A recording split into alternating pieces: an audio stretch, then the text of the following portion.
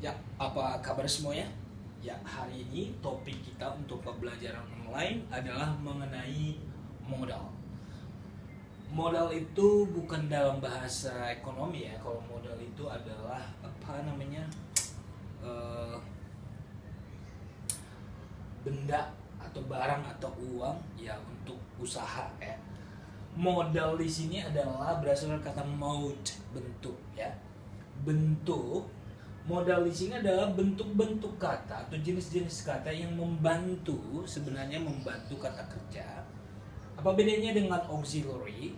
Kalau auxiliary adalah membantu sesuai dengan tensesnya. Kalau will untuk future, have, has untuk present future, had untuk past future. Sedangkan modal di sini adalah membuat kata kerja itu nanti ada penambahan maknanya untuk kata kerja. Jadi modal ini adalah menambah arti atau makna untuk kata kerja yang di depannya. Oke. Jadi maud di sini adalah bentuk ya. Oke. Ada beberapa bentuk atau beberapa jenis untuk modal itu. Disebut dengan possibility. Artinya ketika kita memakai modal ini kita menyatakan kemungkinan ya, possible. Berdasarkan kata sifat possible, possibility adalah kemungkinan. Oke. Kita pakai mungkin yang biasanya di bahasa-bahasa sehari-hari maybe or may, could, must, might. Oke, nanti kita jelaskan perbedaannya. Jadi masuk ke dalam kategori kemungkinan itu ada kata may, could, must, might. Artinya sama-sama mungkin. Jadi kalau diterjemahkan ini artinya adalah mungkin. Oke. Ya, ability. Yang kedua adalah ability. Ability berasal dari kata able, mampu. Artinya kemampuan. Ya, I can hike the mountain. I can lift you up. I can pick you up. Can, kemampuan. Ya, oke. Can, could. Can bentuk pertama, could bentuk kedua. Cuma nanti artinya itu sama-sama dapat. Will itu dapat juga, be able to ya. Oke.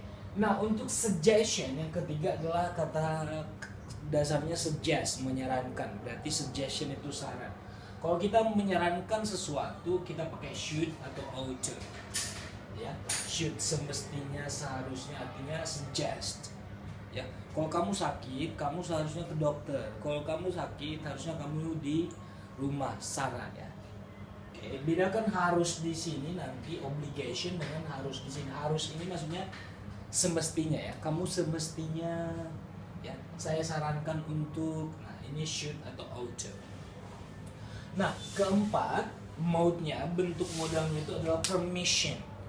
Yang memberikan izin atau menanyakan izin. Nah, can, could, may.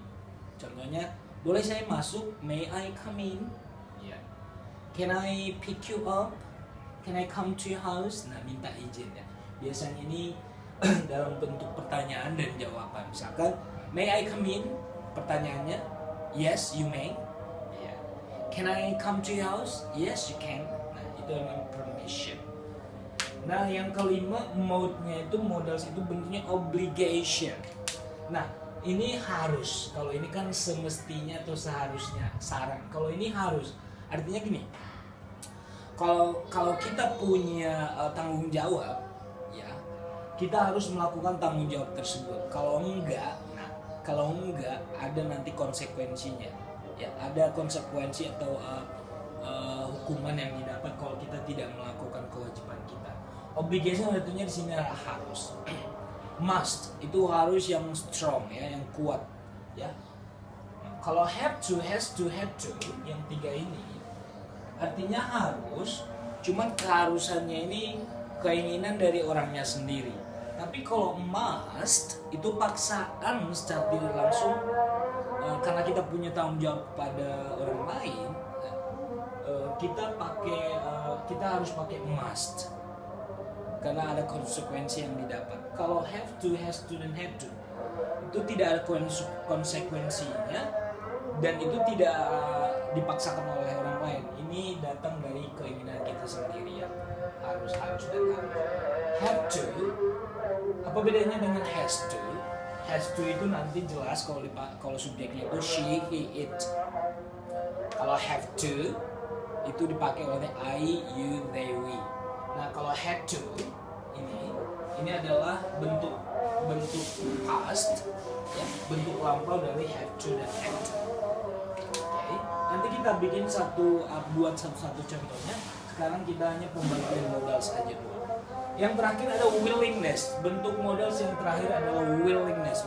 Berasal dari kata dasar will, kemauan, ya. Will, would. Biasanya ini dalam bentuk pertanyaan ya. Kalau di restoran atau di dunia jasa, oke, kita pakai would you like to order please? Would you like dalam bentuk pertanyaan ya. Oke, kalau willingness artinya maukah? Ya.